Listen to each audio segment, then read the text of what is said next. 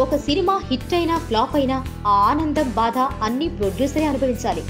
ఒక చిత్రం ఫెయిల్ అయితే ఆ ప్రభావం ఎంతమంది మీద ఉంటుందో తెలియదు కానీ ప్రొడ్యూసర్ మీద ఖచ్చితంగా ఉంటుంది. ఒక ప్రొడ్యూసర్కి ఆ బాధలు తెలుసు.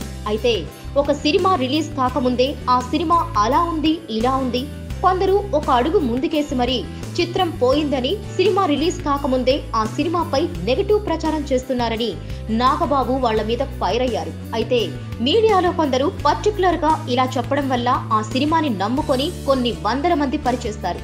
కొన్ని వేల అభిమానులు ఆ చిత్రం మీద ఆశలు పెట్టుకుంటారు.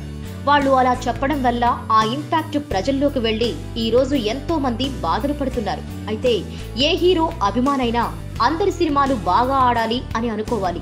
అప్పుడే ఇండస్ట్రీ సక్సెస్ రేట్ తో ముందుకెళ్లగలదు. అయితే ఖైదీ నెంబర్ 150, శాతకర్ణి సినిమాలపై ఆయన స్పందించారు.